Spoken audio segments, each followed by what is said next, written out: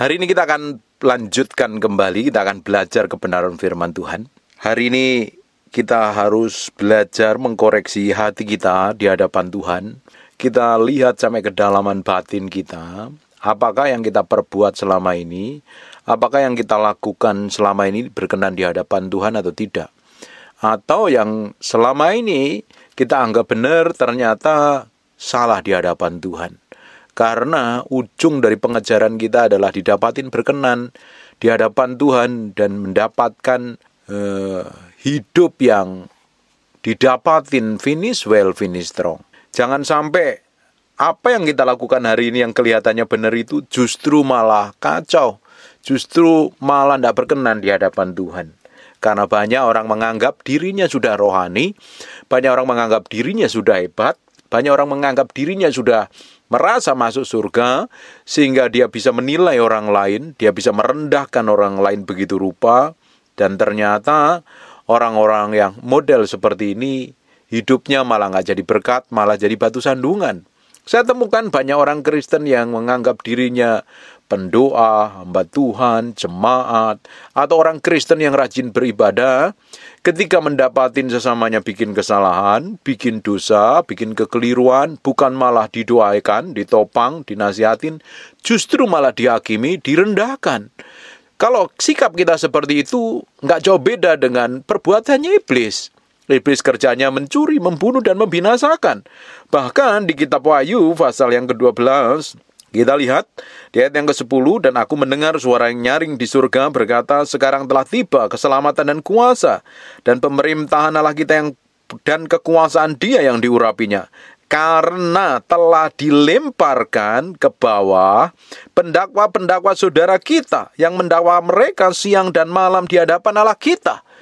Setan pun pakai cara yang legal di hadapan Tuhan.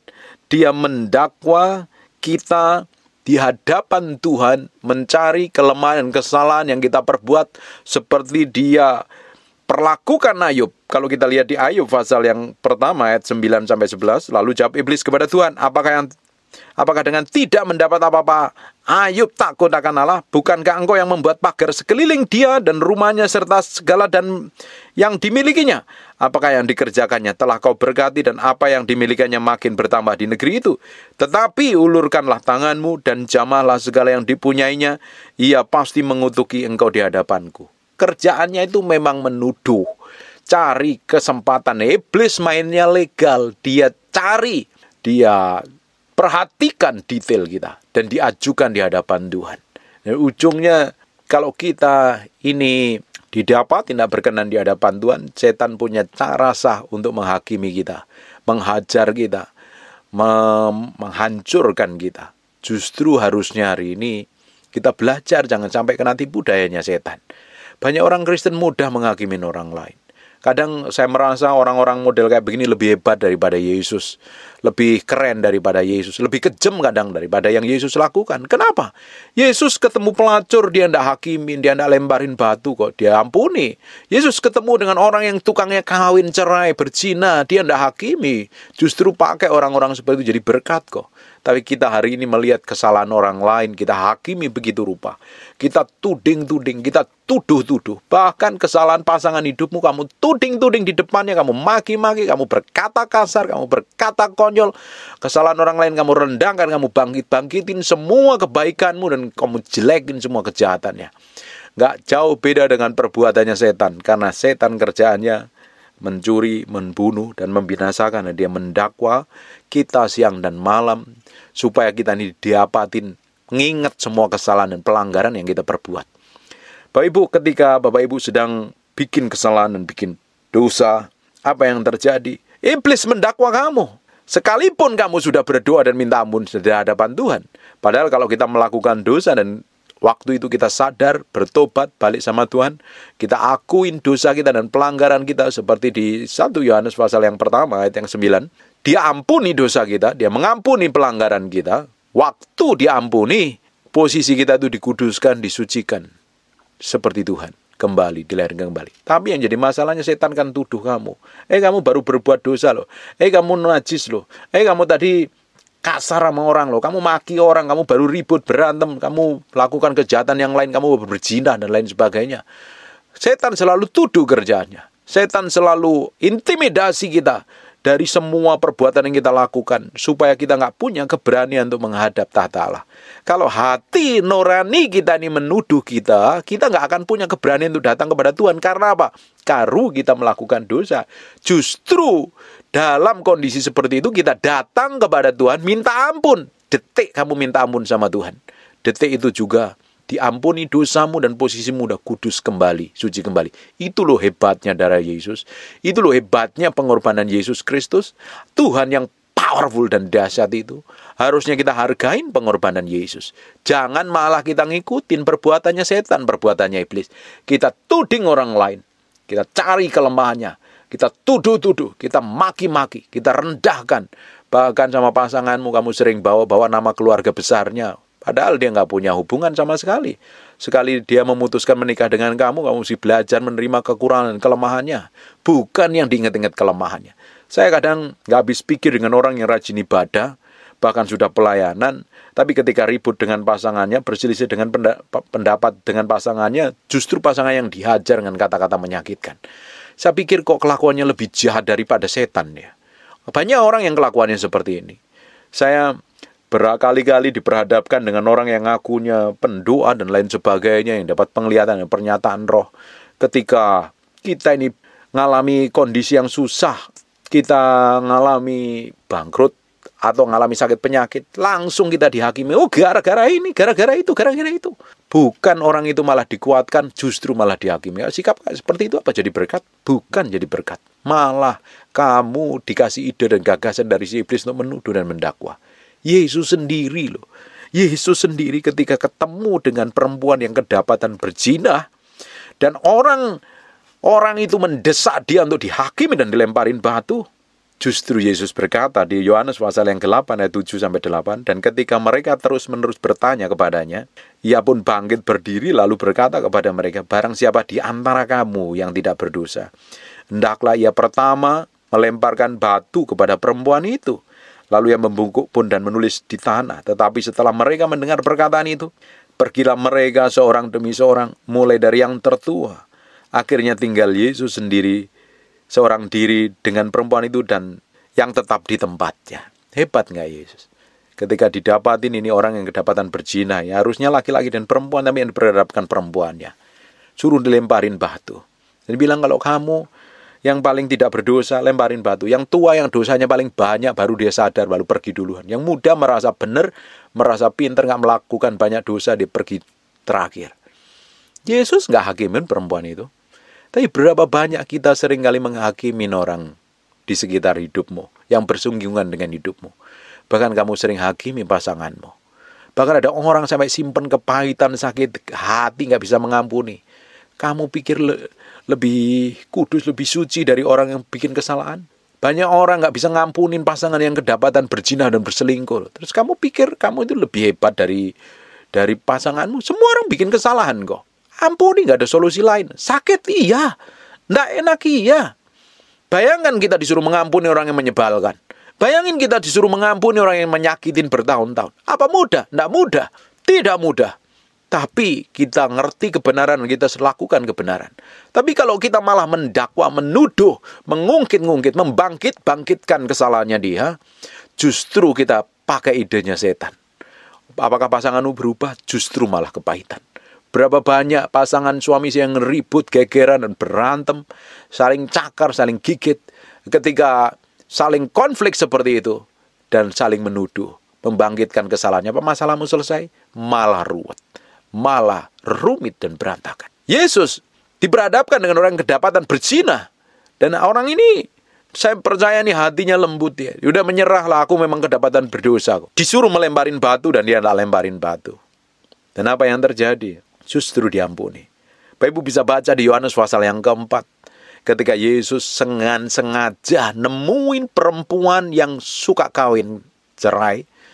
Sampai 7 kali. Apakah dihakimi? Tidak dihakimi. Justru orang itu dipakai Tuhan. Ternyata di hatinya lembut. Hati yang lembut tadi itu harusnya kita miliki.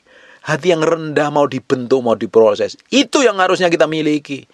Bukan mengeraskan hati. Tapi Yesus ketika ketemu dengan orang-orang Farisi yang tahu firman, tahu kebenaran, sudah merasa hidup benar, merasa paling berkenan di hadapan Allah, paling masuk surga sendiri, dan sukanya menghakimi orang lain. Kalau aku berdoa nggak seperti orang itu. Aku rajin melakukan ini dan itu. Dan orang lain enggak. Merasa paling kudus, paling suci sendiri. Apa yang dia lakukan Yesus ketika bertemu dengan orang-orang yang menyebalkan seperti itu? Yesus keras sekali. Tapi Yesus lembut dengan orang yang hatinya mau bertobat dan berdosa. Dia akuin dosa dan kesalahannya. Tapi banyak orang hari ini kadang lebih hebat, merasa lebih hebat dari Yesus. Sehingga dia hakimin orang lain. Padahal ide dan gagasan untuk menghakimi, menuduh, mendakwa itu adalah dari iblis. Kamu dapat ide dan gagasan dari iblis, tidak heran. Apa yang kamu perbuat, apa yang kamu lakukan sebenarnya mencerminkan perbuatan setan. Terutama ada orang-orang yang gak bisa mengampuni orang lain. Orang yang benci, dendam, ingin balas dendam. Kamu bukan dapat ide dari Tuhan, tapi dapat ide dari setan. Apakah dengan membalas dendam, apakah kamu dengan menyimpan kesalahan orang lain hidupmu bahagia? Kamu tidak bahagia.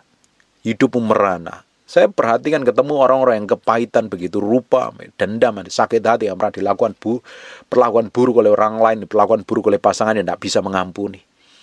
Pasangannya bisa enjoy, tapi yang merasa disakiti dan tidak mau mengampuni itu hidupnya menderita dan tertekan.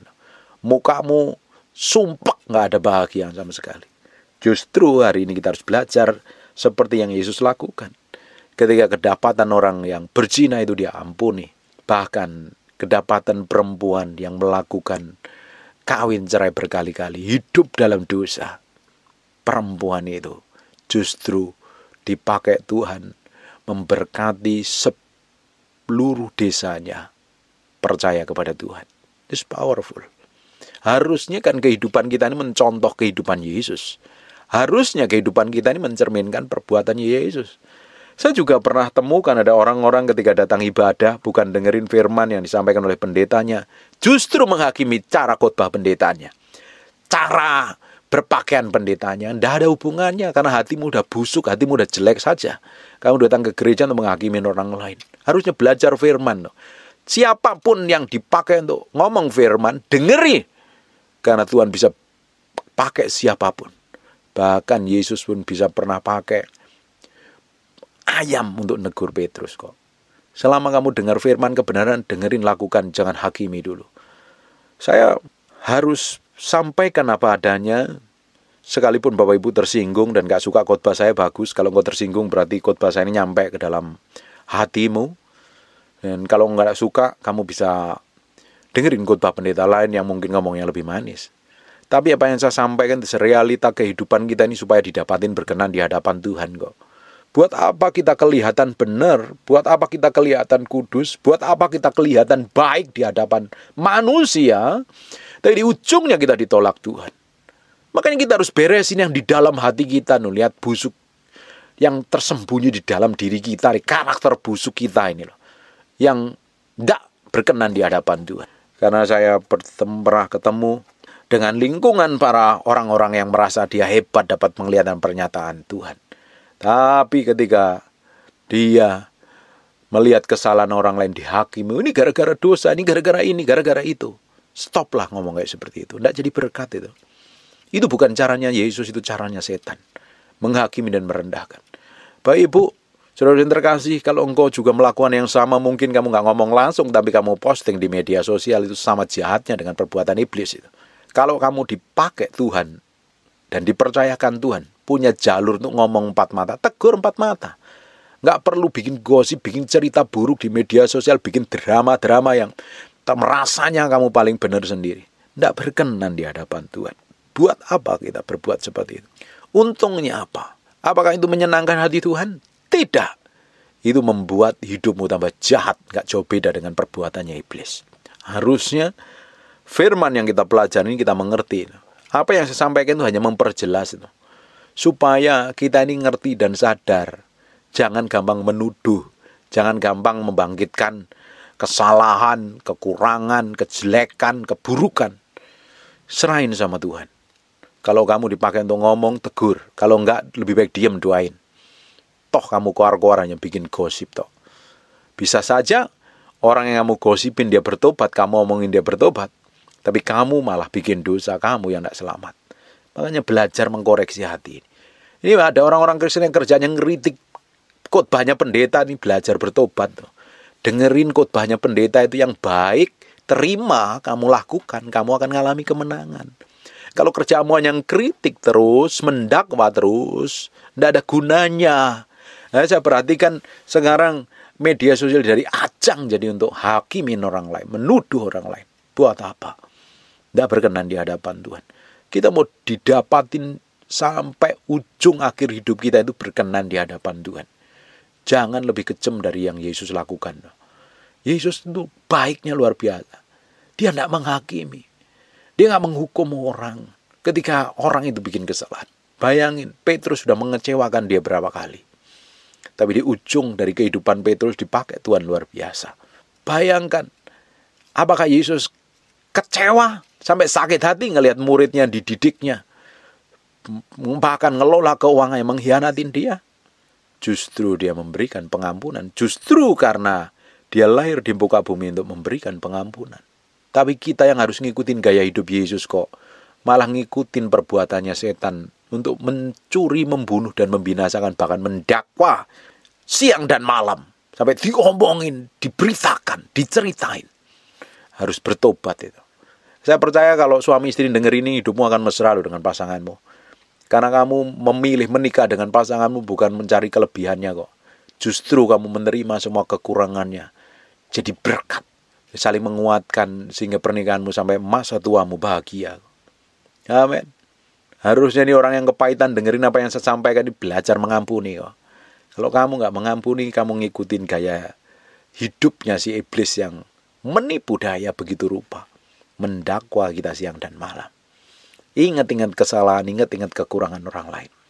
Yang kamu ingat-ingat kejelekan orang lain, malah mengurangin berkat, mengurangin urapan, mengurangin hikmat yang harusnya kamu terima. Jatah yang gede yang harusnya kamu terima, itu batal diberikan kepadamu karena kamu nggak didapatin memiliki wadah yang besar dan bisa dipercaya perkara-perkara ilahi di hadapan Tuhan. Dalam segala hal. Kalau kita nggak bisa dipercaya, jangan pernah berharap Tuhan berikan kepercayaan sama hidup kita. Harusnya belajar. Tambah hari kekristenan kita ini semakin diubahkan. Semakin diubahkan. Semakin memiliki karakternya Yesus dalam sikap, tindakan, dan perbuatan. Telinga kita jeli mendengar segala sesuatu, menyaring segala sesuatu. Mata kita jeli melihat dengan kacamata ilahi, bukan melihat dengan kacamatanya setan. Kalau kita melihat segala sesuatu dengan kacamatanya iblis, kamu akan merasa paling benar. Kamu akan merasa paling hebat, kamu akan merasa paling pinter, paling suci, paling hebat lah pokoknya. Orang lain enggak. Justru, kalau kamu sudah berbuat seperti itu, kamu masuk dalam jebakannya iblis dan ujungnya hidupmu akan jadi batu sandungan bagi banyak orang. Bukan malah menjadi berkat. Tuhan mau dapatin hati kita nih semakin hari semakin sesuai dengan kehendaknya, semakin berkenan di hadapannya. Saya berdoa apa yang kita pelajarin hari ini benar-benar nemplak hidupmu dan membuat hatimu diubahkan. Saya tidak pernah ngomong yang manis-manis menghibur kamu, tapi sampaikan kebenaran apa adanya, sekalipun tidak enak. Sekalipun kamu tersinggung dan sakit hati, itu bagus, supaya kejahatan di dalam hati kita ini dicabut sampai ke akar-akar. Tujuan firman memang menegur, mendidik, mengarahkan, supaya kita ini semakin diubahkan menjadi serupa segambar dengan Kristus kok. Kamu dengerin yang manis-manis menghibur kamu, kasih gula-gula, lama-lama kamu jadi diabetes rohani. Gak bertumbuh, gak berkembang, malah jadi orang Kristen yang penyakitan. Gampang tersinggung, gampang marah, egonya luar biasa. Hari ini belajar memberi hati sepenuhnya untuk diubah Tuhan. Amin. Tutup matamu. Tutup Alkitabmu, kita berdoa. Bapak, terima kasih buat firman-Mu. Kami meteraikan firman dengan darah anak domba Allah. Berdoa firman ini nembus sampai dalaman batin kami dan mengubahkan gaya hidup kami yang salah, cara pandang kami yang salah. Sehingga kami semakin hari semakin didapatin hidup berkenan di hadapan Tuhan. Sampai garis akhir kami menyenangkan hati Tuhan. Ajarin kami memakai kacamata ilahi, pakai telinga ilahi untuk melihat segala sesuatu, menimbang, memikir, dan mengambil keputusan yang tepat seperti yang Tuhan mau. Pimpin kami sampai ngerti isi hati-Mu sendiri, Tuhan. Berkati setiap orang yang rajin mendengar firman yang hamba-Mu sampaikan. Berkati apa saja yang dikerjakan itu, Tuhan bikin berhasil. Tuhan bikin breakthrough, Tuhan bikin terobosan. Hamba berdoa, orang yang sakit dan mengalami kelemahan tubuh oleh bilur Yesus, oleh darah Yesus, jadilah engkau tahir, jadilah engkau pulih, jadilah engkau sehat. Sehat sempurna. Seperti yang Tuhan mau dan Tuhan inginkan. Dalam nama Yesus, haleluya. Amin. And God bless you. Terima kasih Tuhan, terima kasih, terima kasih, terima kasih. Bagimu pujian, hormat, pengagungan buat Raja kami yang Maha Mulia. Kami merindukan Kau hadir dalam ruangan ini, menjamah kami, memanifestasikan kuasa-Mu.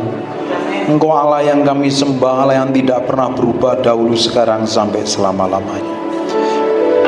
Di zaman Musa, Engkau buat mukjizat, bahkan Kau menyertai orang Israel, membelah lautan, menjadi tiang awan dan tiang api, memberikan makan kepada orang-orang Israel di padang gurun. Hari ini juga Allah yang tahu setiap detil kami, seluruh kehidupan kami, yang memelihara kami, menjagain kami, memproteksi kami.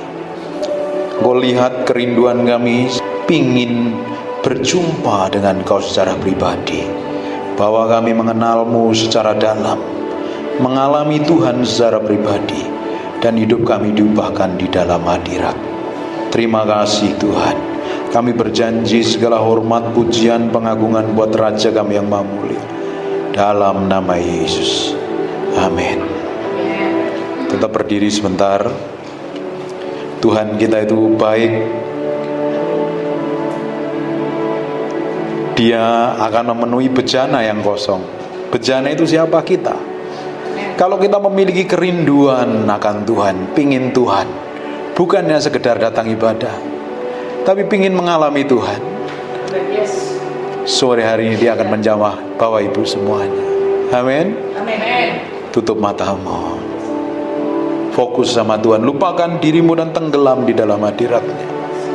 Come breathe upon me. Come breathe upon me, breath of God, breathe upon me. Nikmati hadirat-Nya. Nggak perlu ikut nyanyi, tapi engkau tenggelam dalam hadirat. Dengan lift my hand in surrender to Your name, Most High. I'm yielding to Your Spirit, walking in Your love. Jesus, I adore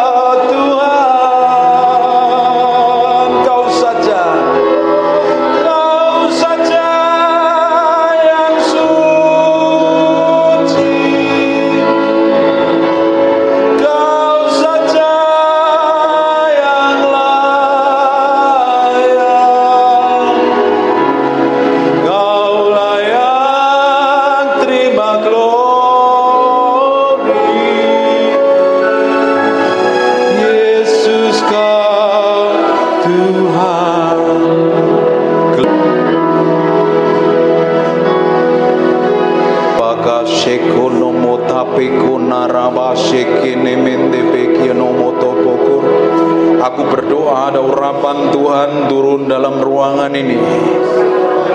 Nikmati hadirat Tuhan dalam ruangan ini. Aku berdoa setiap orang dalam ruangan ini ngalami Tuhan secara pribadi, ngalami jamahan Tuhan. Roh Kudus, Engkau dihormati dan dikasihi di tempat ini. Aku minta hadirat-Mu semakin kuat seperti gelombang mengalir memenuhi kami dalam ruangan ini. Ikerobo nomo shande beko nomo papi pepire remente pekianama. Ikerebeko namate ke pesento ko namanderene. Inara lama sini mianamo. Ini mianamo se.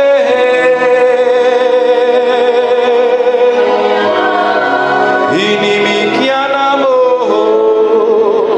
Sembadia. Inamoso.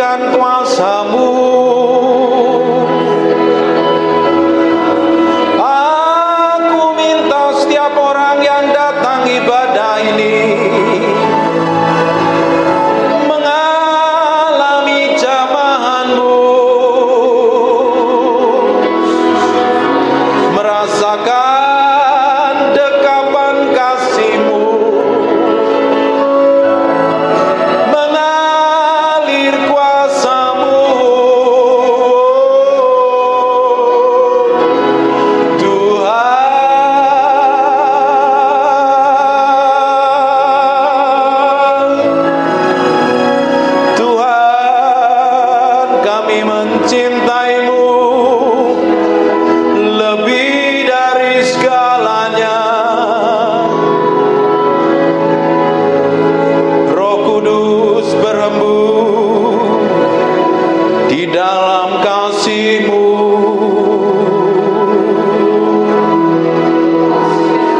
Terima kasih Roh Kudus. Terima kasih buat sore hari ini untuk kehadiran-Mu. Roh Kudus, kami mencintai-Mu. Di dalam nama Yesus, di dalam nama Yesus. Sekarang lihat saja, menikmati hadirat Tuhan kan?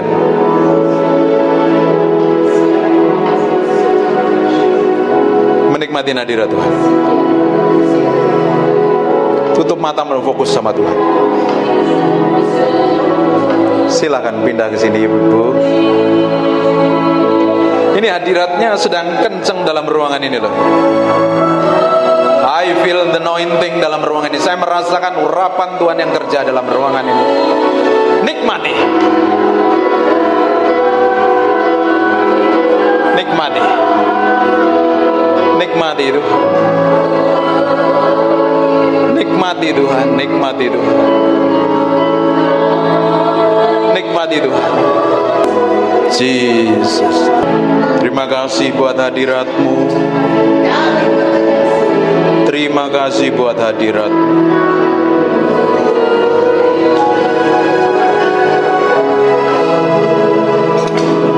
Terima kasih buat kehadiran-Mu.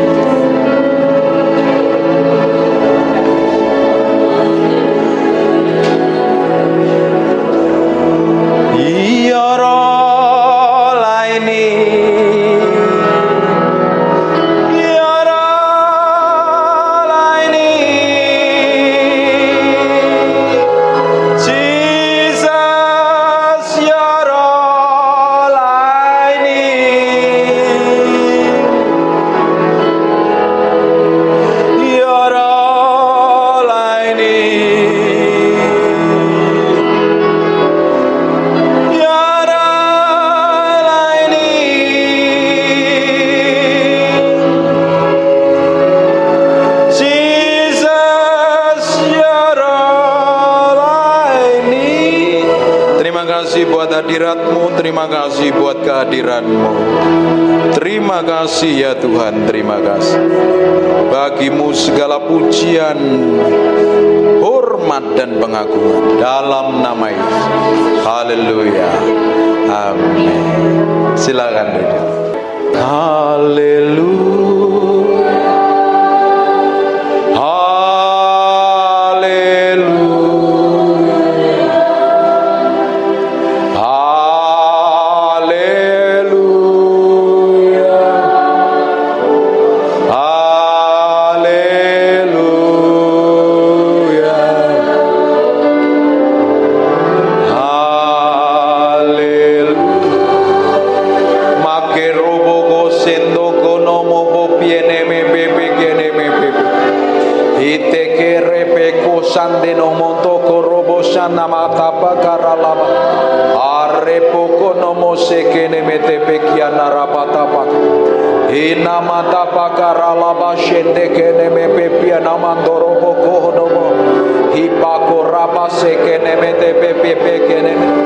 Aku berdoa, aku lepaskan urapan kesembuhan.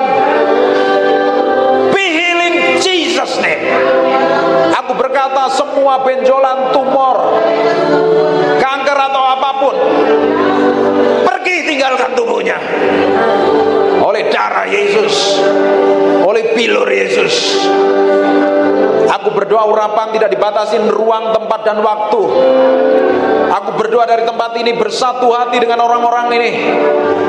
Kami berdoa dalam nama Yesus, kami lepaskan urapan itu turun. In Jesus name. In Jesus name. Aku perintahkan semua sakit penyakit tinggalkan tubuhnya dalam nama Yesus.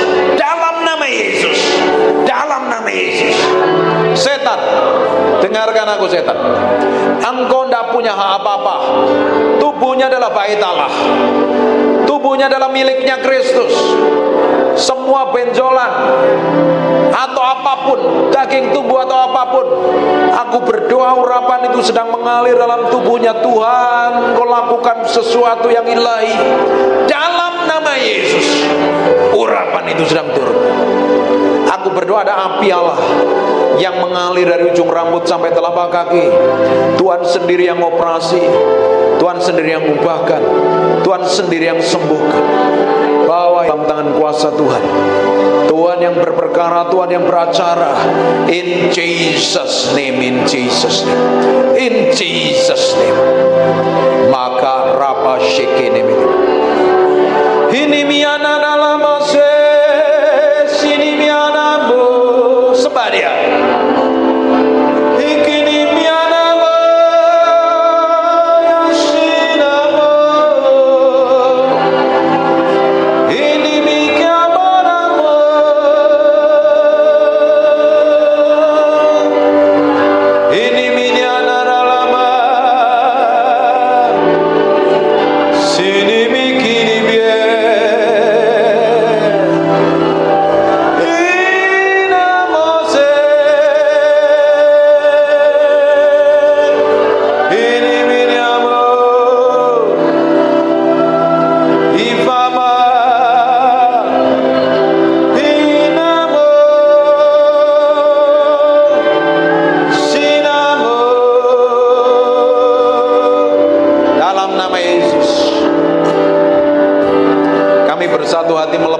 Urapan kesembuhan dari tempat ini menjamah dalam nama Yesus. Dalam nama Yesus, aku berdoa urapan itu sedang kerja. Allah sedang melakukan sesuatu yang ilahi. Allah sedang bekerja secara ilahi. In Jesus name, in Jesus. Dalam nama Yesus, Tuhan, belas kasihan-Mu Kau nyatakan. Perpanjang umurnya untuk bisa mendedikasikan hidupnya untuk melayani Tuhan dan menyenangkan hati Tuhan. Terima kasih Tuhan bagimu pujian, hormat, pengagungan. Dalam nama Yesus, dalam nama Yesus. Amin. Amin. Dengerin baik-baik, sebentar lagi kita selesai. Belajar bergantung sama Tuhan. Jangan menjadi orang yang berjalan semau kita sendiri, bertindak seenak perut kita sendiri. Sekarang kita mau libatkan Tuhan dalam segala situasi, dalam segala kondisi, dalam segala keadaan. Pengharapan kita adalah Tuhan sendiri. Bapak Ibu, tidak ada tempat yang nyaman selain kita duduk diam di dalam hadirat-Nya. Di kitab Mazmur 91, orang yang duduk diam dalam naungan yang maha tinggi, artinya orang yang duduk bergaul dengan Tuhan, itu adalah tempat yang paling aman. Tempat di mana Allah ada. Di mana itu? Dalam hadirat Tuhan.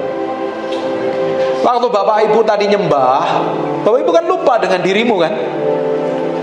Engkau gak peduli dengan dirimu, kamu hanya fokus sama Tuhan. Benar gak? Yes. Benar? Yes. Lakukan itu di kamar doamu setiap hari. Jangan pikirin sakit penyakit Ibu. Pikirin Tuhan. Rindukan Tuhan lebih dari apapun. Dia Allah yang akan berperkara. Sekarang bagian kita hanya tinggal di dalam hadirat-Nya. Kalau tinggal di dalam hadirat Tuhan, di tempat tersembunyi. Dalam terjemahan bahasa Inggris itu, di tempat tersembunyi di mana Allah ada. Setan gak bisa sentuh kita. Setan gak bisa jamah kita. Setan bisa menjamah, menyentuh kita kalau ada dosa dan pelanggaran. Kita mesti minta ampun sama Tuhan. Kalau kita tinggal dalam hadirat-Nya, dilindungi Tuhan. Kutuk mantra, sakit penyakit di kitab Mazmur 91, penyakit sampar pun tidak akan bisa menyentuh kita, karena kita dalam lindungan Tuhan. Diproteksi Tuhan, dijagain Tuhan. Tempat tersembunyi letaknya di dalam hadirat Tuhan. Hanya simpel kalau dalam hadirat Tuhan. Bangkit berdiri sama-sama.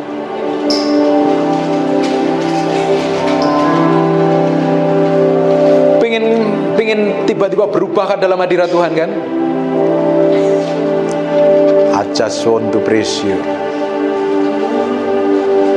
I just want to praise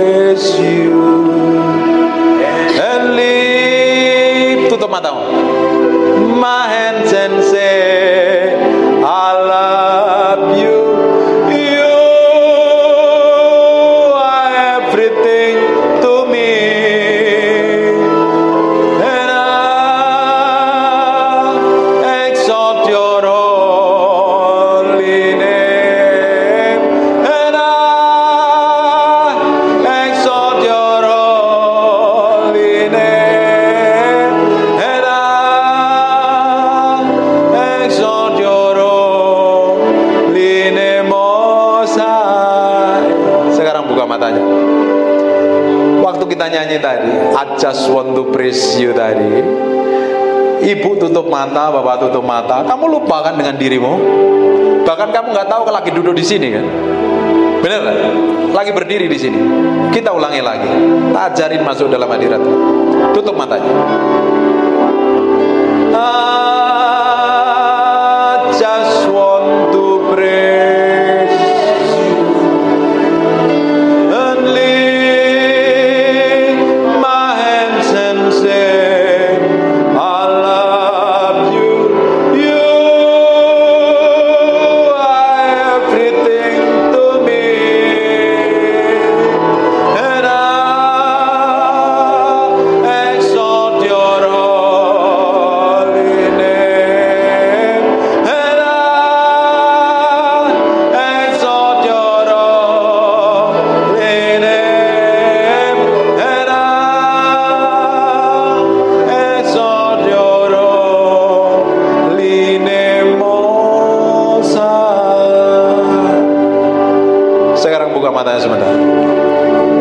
Tadi waktu kamu tutup mata, kamu lupa dengan dirimu sendiri. Kamu bahkan lupa kalau ada di tempat ini. Fokusmu sama Tuhan. Dan itu harus dilakukan setiap hari di tempat tidur kita, di kamar kita. Pak, saya nggak bisa nyanyi. Pak, saya nggak bisa nyembah. Cari di YouTube lagunya Terry McAlmont, lagunya penyembahan Benny Hinn. Dengerin sambil nyembah Tuhan. Setiap hari lakukan seperti itu.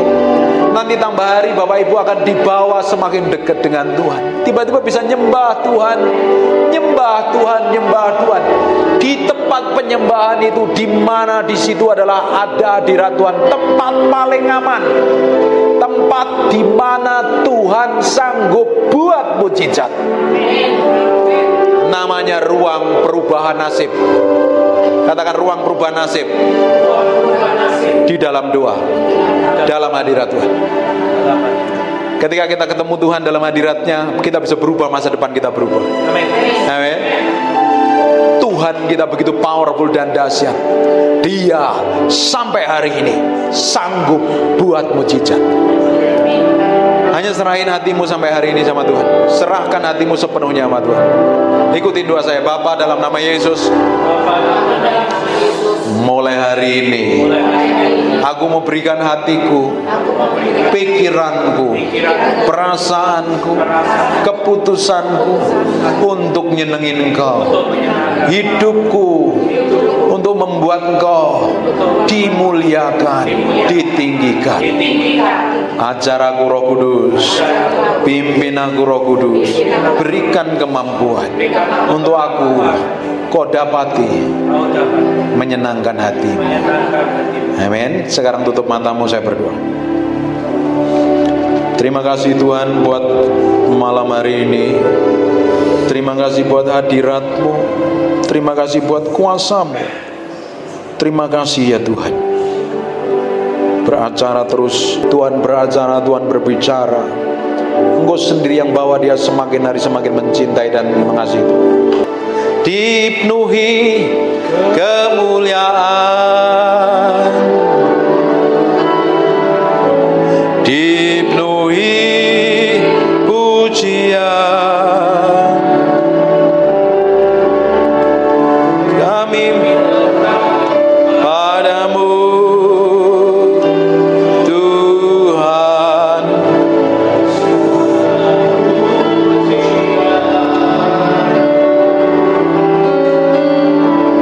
Kau saja yang suci, Kau saja yang layak,